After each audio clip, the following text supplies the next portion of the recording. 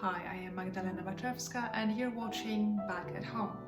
In today's episode, I would like to discuss the Pavan, slow, serious and very sober court dance that was popular during the 16th and early 17th century in Europe. I'd like to tell you about its origins and about the inspiration that it created for composers later on, most specifically Maurice Ravel. Some sources say that the word pavan comes from the Italian city of Padua.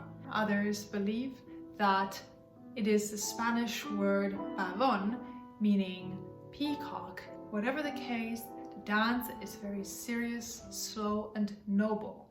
The first pavan I would like to play for you today is that by Orlando Gibbons, an Elizabethan composer who wrote music for the virginal. This is a copy of an instrument that would have been found in a court of the Tudors.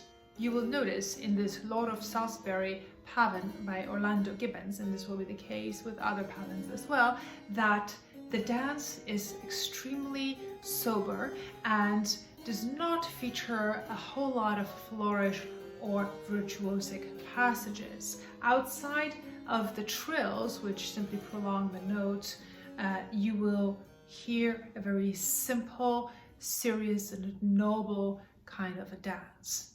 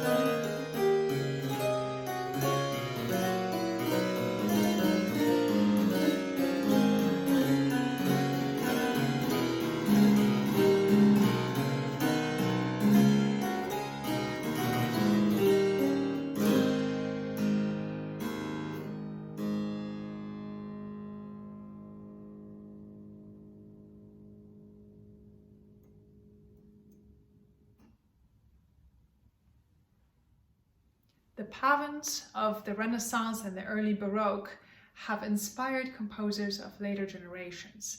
And the next piece that I would like to discuss with you is the famous Pavan by Maurice Ravel. For that, I will need to walk over to the piano. I'll see you there. Pavane pour une enfante défunte. That is quite a mouthful, but it is worth talking a little bit about the title of this pavan by Maurice Ravel. Ravel himself describes the piece as not a pavan for a dead princess, as the title is often translated, but rather an evocation of a dance that an infanta in Spain, a princess in Spain, may have danced. As I mentioned before, a pavan or pavan was a very popular court dance in Spain during the 16th and 17th century. So Ravel here too is imagining this very noble and elegant processional dance in which the dancers rise on the balls of their feet and gently sway from side to side. The piece was written in 1899, and you may be familiar with it in the orchestral version, which the composer himself wrote in 1910.